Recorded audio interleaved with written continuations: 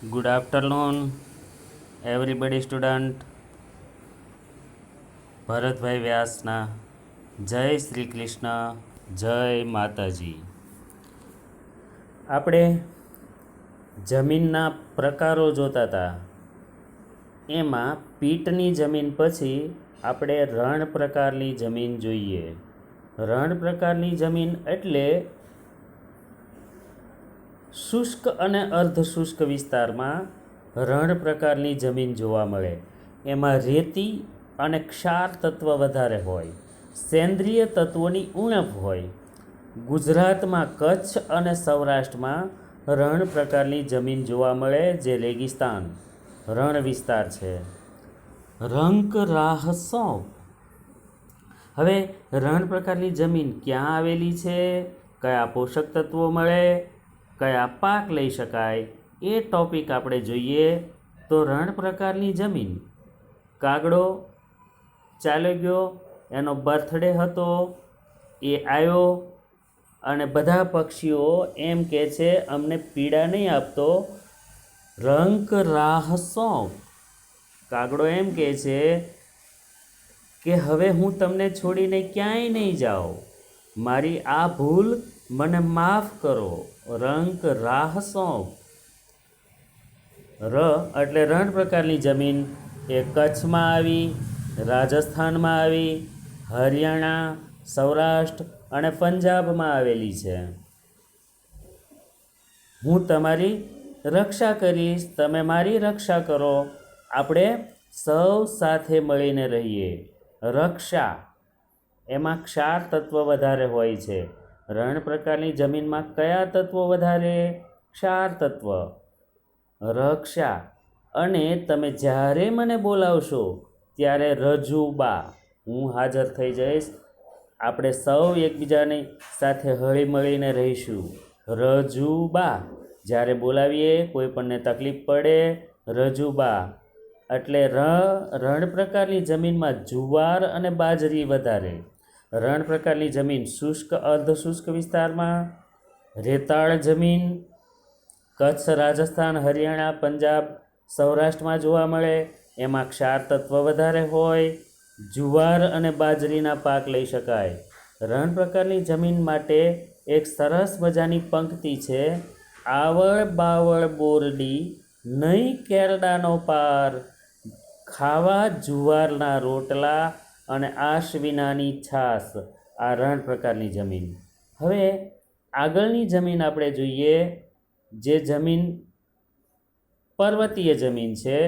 2700થી 3000 મીટરની ઊંચાઈએ પર્વતીય જમીન, પર્વત ઉપર પર્વતીય જમીન, જ્યાં પગથિયા આકારે ખેતી થાય. 2700થી 3000 મીટરની ઊંચાઈએ પર્વતીય જમીન છે. અને પર્વતીય જમીન પછી આપણે એના 3 ટોપિક: પર્વતીય જમીન ક્યાં આવેલી છે, કયા પોષક તત્વો મળે, કયા પાક લઈ શકાય. પર્વતીય જમીનમાં પગથિયા આકારે ખેતી થાય છે. એમાં મોટાભાગે જંગલ જેવો વિસ્તાર હોય, એટલે ઊંચા ઊંચા વૃક્ષો જોવા મળે.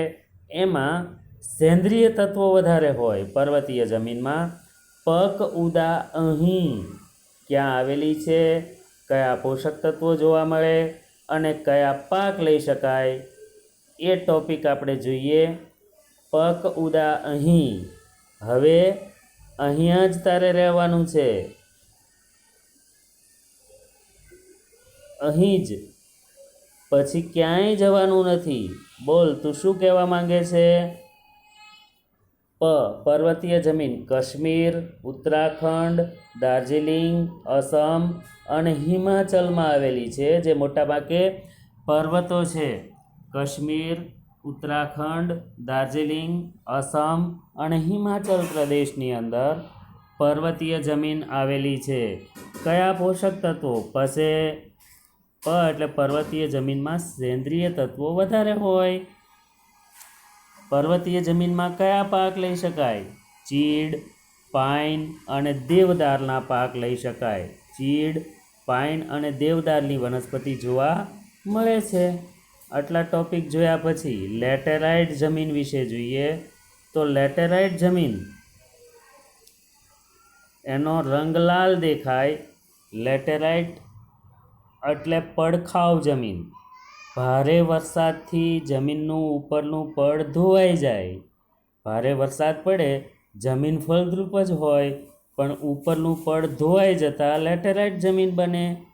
એટલે સ્વાભાવિક છે, જે તત્વો એમાં ધોવાય નહીં, વરસાદથી ધોવાતા નથી, ભારે હોય એવા જ તત્વો એમાં હોય. એમાં એલ્યુમિનિયમ, પોટાશ અને લોહ તત્વ વધારે હોય. લેટેરાઇટ જમીન એ લાલ રંગની દેખાય, કેમ કે એમાં ઓક્સાઇડ તત્વ હોય એટલે લાલ દેખાય. લેટેરાઇટ જમીનનું લક્ષણ તપાસીએ તો એ ભીની થાય ત્યારે માખણ જેવી મુલાયમ હોય, અને જેવી સુકાય એટલે સખત થઈ જાય. લેટેરાઇટ જમીન માખણ જેવી મુલાયમ અને સુકાય ત્યારે સખત થઈ જાય છે. બરાબર. તો કાગડો એમ કહે છે કે જેમ તમે મને સરપ્રાઈઝ પાર્ટી આપી મારા બર્થડેની, એમ હું પણ તમને એક સરપ્રાઈઝ પાર્ટી આપવા માંગુ છું. તમને શહેરમાં લઈ જવા માંગુ છું, અને ત્યાં હોટેલ એપોલોમાં આપણે પાર્ટીનું આયોજન કરવાનું છે. હોટલ એપોલોની અંદર પાર્ટીનું આયોજન આપણે કરવાનું છે. તમે આવશો? એના માટે 5 જેટલી ટિકિટો આપણા બધા મિત્રોની લાવ્યો છું. આપણે અહીંથી પ્લેનમાં જવાનું છે અને હોટેલ એપોલોમાં પાર્ટી ગોઠવવાની છે. ટિકિટ લેશો? તમે આવશો લેવું? લેટેરાઇટ જમીન ક્યાં આવી? ઉચ્ચ પ્રદેશમાં. મોટા ભાગે આપણે ત્યાં ઉચ્ચ પ્રદેશમાં લેટેરાઇટ જમીન છે, કેમ કે ત્યાં ભારે વરસાદથી ઊંચાણવાળો પ્રદેશ, એના તત્વો બધા ધોવાઈ જાય છે. ભારે વરસાદથી ઉપરનું પડ ધોવાઈ જતાં લેટેરાઇટ જમીન બને છે. હવે ફરીવાર જોઈએ કે લે એપોલો, આ હોટલ એપોલોની ટિકિટ. કાગડો હોટલ એપોલોની ટિકિટ બતાવે છે, આપે છે. લે એપોલો. લેટેરાઇટ જમીનમાં એલ્યુમિનિયમ, પોટાશ અને લોહ તત્વ વધારે હોય. બધા જ 5 પક્ષીઓ એકસાથે જાય છે શહેરમાં. કાગડો પાર્ટી આપે છે, અને પછી કાગડો એમ કહે છે કે સૌથી પહેલાં તો ચા પીએ, કેમ કે 24 કલાકથી મેં કંઈ જમ્યો પણ નથી. લે ચા. ચા બધાને આપે છે. બધા પક્ષીઓ ચા પીવે છે, પણ એમ કહે છે પક્ષીઓ, કાગડા તું પણ ચા પી. લે ચા કાક કોરા ડાચે. લે ચા કાક કોરા ડાચે. કયા પાક લઈ શકાય? ચા, કાજુ, કપાસ, કોફી, રાગી, ડાંગર અને શેરડી જેવા પાક લેટેરાઇટ જમીનમાં લઈ શકાય. બરાબર છે. હવેના 2 ટોપિક એવા છે કે એ ટોપિક, એક તો જમીન ધોવાણનો ટોપિક છે. ફર્સ્ટ ક્લાસ જમીન તૈયાર થાય છે અને એ જમીન ધોવાઈ જાય. કઈ રીતે ધોવાય છે? જમીન ધોવાણ એટલે શું, એના કારણો કયા હોઈ શકે, અને એને અટકાવવાના ઉપાયો કયા હોઈ શકે. ફર્સ્ટ ક્લાસ જમીન જે બને છે એ જમીન ધોવાણની વ્યાખ્યા જોઈએ પહેલાં તો, કે જમીન ધોવાણ એટલે શું. તો અહીંયા વ્યાખ્યા અને એના કારણ 3 આપ્યા છે. ગતિશીલ હવા કે પાણી દ્વારા માટીના કણો એક જગ્યાએથી બીજી જગ્યાએ ઘડસાઈ જાય. ભારે વરસાદ કે પવનથી માટીના કણ એક જગ્યાએથી બીજી જગ્યાએ ચાલ્યા જાય, તેને જમીન ધોવાણ કહે છે. વ્યાખ્યા એકદમ સહેલી છે. જમીન ધોવાણ એટલે શું? તો કે ગતિશીલ હવા કે પાણીથી માટીના કણો એક જગ્યાએથી બીજી જગ્યાએ ઘડસાઈ જાય. 3 કારણોથી જમીન ધોવાણ થાય છે. એક તો ભારે પૂર આવે એટલે નદી કાંઠાની માટી બધી ધોવાઈ જાય. પવનથી રણ વિસ્તારનું ધોવાણ થાય, અને ભારે વરસાદ પડે તો ઉપરનું પડ ધોવાઈ જતાં આ રીતે જમીન ધોવાણ પૂર, પવન અને વરસાદથી થાય છે. જમીન ધોવાણ અટકાવવાના ઉપાયો જોઈએ તો જમીન ધોવાણ અટકાવવાના ઉપાયો અહીંયા આપ્યા છે. કયા ઉપાયો હોઈ શકે? બધા જ પક્ષીઓ હોટલ એપોલોમાં પાર્ટીનું મસ્ત આયોજન, અને પછી પાર્ટી પત્યા પછી હોટલમાં જે પેસેજમાં બધા બેસે છે અને ત્યાં પક્ષીઓ કાગડાને પૂછે છે કે તું એટલો માયાળુ અને દયાળુ હોવા છતાં ક્યાં ચાલ્યો ગયો હતો? શું થયું તું? સાચી હકીકત કે તું અમને એકલો મૂકીને જાય એવો તો લાગતો નથી. ત્યારે કાગડો કહે છે, શું કહે છે?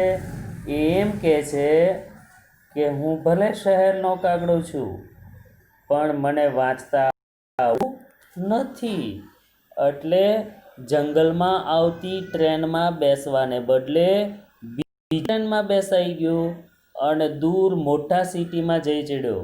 ત્યાંથી અહીં આવતા આટલો સમય ચાલ્યો ગયો. ત્યારે પક્ષીઓ બધા કહે છે કે તું શહેરમાં છો અને તને વાંચતા નથી આવડતું? અમે તો અહીંયા જંગલમાં રહીએ છીએ તોય બધું જ સડસડાટ વાંચતા આવડે છે. ચાલ પહેલાં તો અમે તને વાંચતા શીખવીએ. એટલે પક્ષીઓ કાગડાને વાંચતા શીખવે છે. અને ચિહ્નો કહે છે કે એક પગ ઊંચો કરીએ તો તારે બોલવાનું ક, એક પાંખ ઊંચી કરીએ તો ખ, આ બાજુની પાંખ ઊંચી કરીએ તો ગ. એમ ચિહ્નોથી કાગડાને અક્ષર જ્ઞાન આપે છે.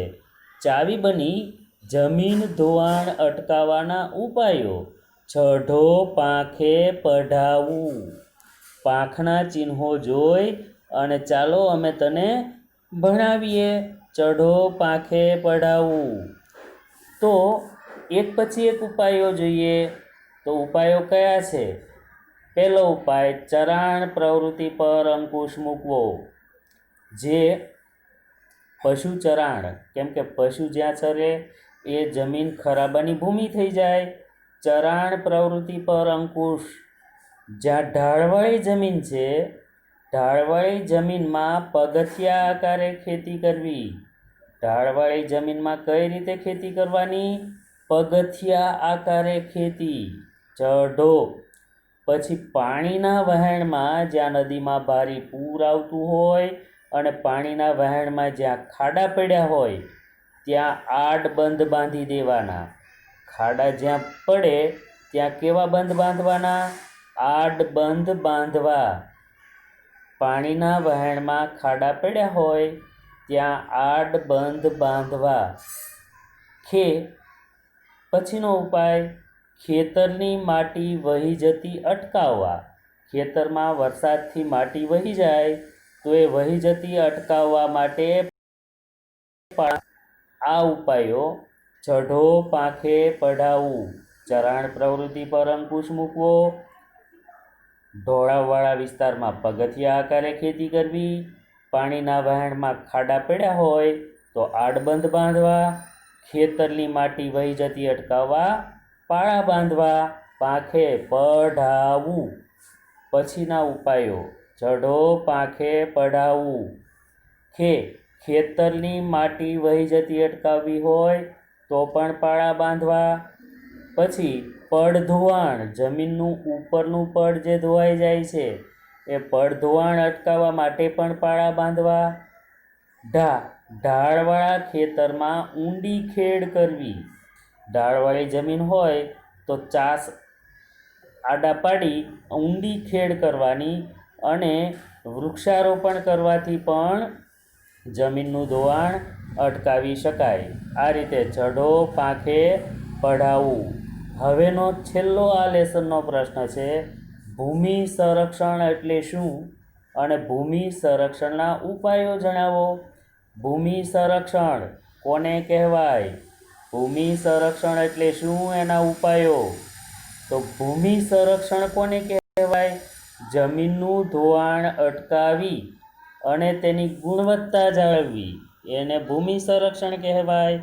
ભૂમિ સંરક્ષણની વ્યાખ્યા, જમીનનું ધોવાણ અટકાવો અને જમીનની ગુણવત્તા જાળવી રાખીએ તેને ભૂમિ સંરક્ષણ કહેવાય. હવે ભૂમિ સંરક્ષણના ઉપાયો જોઈએ. તો ઉપાયો અહીંયા આપ્યા જ છે. ઉપાયો કયા છે? નજર ઢાંકો પસે પઢો. કાગડો બરાબર ભણવામાં ધ્યાન આપતો નથી, એટલે બધા પક્ષીઓ કે ભણવામાં નજર, ભણવામાં ધ્યાન. પહેલાં ભણવામાં ધ્યાન આપ, એક એક ચિહ્નો શીખ અને કાગડાને સાક્ષર બનાવે છે. નજર ઢાંકો પસે પઢો. એક પછી એક ટોપિક જોઈએ નજર ઢાંકો પસે પઢોના. પહેલો ટોપિક ન ભૂમિ સંરક્ષણના ઉપાયો. નદીઓના પૂરને અન્ય નદીમાં વાળવું. ભૂમિ ધોવાણ થાય છે એનું કારણ શું? કે નદીઓમાં ભારે પૂર આવે છે, તો એ પૂરને બીજી નદીમાં વાળી દેવાનું. બીજી નદીમાં વાળવું. જંગલનું પ્રમાણ વધારવું. મોટા ભાગે વૃક્ષો વાવો, જંગલનું પ્રમાણ વધારો. એનાથી શું થાય છે કે મૂળ જમીનના કણને જકડી રાખે. વૃક્ષ હોય તો વૃક્ષના મૂળ જમીનના કણને જકડી રાખે, એટલે જમીન ધોવાણવાનો બીજો ઉપાય વૃક્ષારોપણ કરવું, જંગલો વધારવા. નદીના પૂરને અન્ય નદીમાં વાળવું, જેમ કે નર્મદાનું પાણી સાબરમતીમાં અને સાબરમતીનું પાણી મહીમાં નાખી અને છેક સૌરાષ્ટ્ર સુધી નર્મદાનું પાણી જે પહોંચાડ્યું, એનાથી એક તો પાણીનો તો ફાયદો થાય જ, પાણી પુષ્કળ સિંચાઈ માટે મળે. બીજો ફાયદો એ કે જમીનનું ધોવાણ અટકે. પછી જંગલો વધારો. રણને આગળ વધતું અટકાવવા માટે વૃક્ષોની રક્ષક મેખલા તૈયાર કરવી. રણ જ્યાં હોય એ રણ આગળ વધતું અટકાવવા માટે શું કરવાનું? તો કે જ્યાં રણ પૂરું થાય ત્યાં હારબંધ વૃક્ષ વાવો, જેને વૃક્ષોની રક્ષક મેખલા કહેવામાં આવે. હારબંધ વૃક્ષ વાવવાથી શું થશે? તો રણ આગળ વધતું અટકશે, સારી જમીન પણ ખરાબાની ભૂમિ બનશે નહીં. પછી ઢો એટલે ઢોળાવવાળી જમીનમાં ક્ષિતિજ સમાંતર ખેડ કરવી. ઢાળવાળી જમીનમાં જમીનની જે ક્ષિતિજ હોય એ સમાંતર ખેડ કરવી. કોતર ધોવાણ અટકાવવા માટે શું કરવાનું? કોતર ધોવાણ અટકાવવા માટે કંઈ નહીં કરવાનું. કોતર ક્યાં પડે?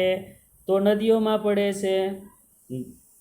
કોતર એટલે નાની નદી જ્યાં મોટી નદીને મળે ત્યાં ઊંડી ખીણ થઈ જાય, એટલે કંઈ નહીં કરવાનું. જ્યાં નાની નદી મોટી નદીને મળે છે ત્યાં નાની નદીઓ પર નાના બંધ બાંધવા. આ રીતે કોતર ધોવાણ અટકાવી શકાય. પર્વતીય ધોવાણ અટકાવવા માટે શું કરી શકાય? તો પર્વતીય ધોવાણ અટકાવવા માટે પગથિયા આકારે ખેતી કરવી. જમીનમાં ખાસ જમીન ફળદ્રુપ બનાવવી હોય તો કયા તત્વો જોઈએ?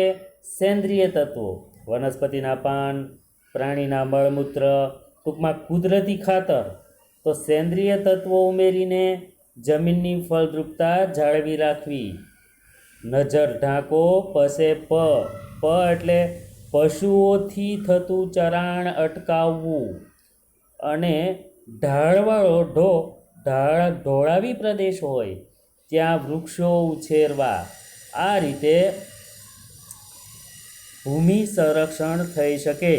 અહીંયા આ રીતે આપણે લેસન પૂરો કર્યો. 8મો પાઠ બરાબર વાંચજો. ચાવી પ્રમાણે એક એક ટોપિક મોઢે કરજો. ધન્યવાદ.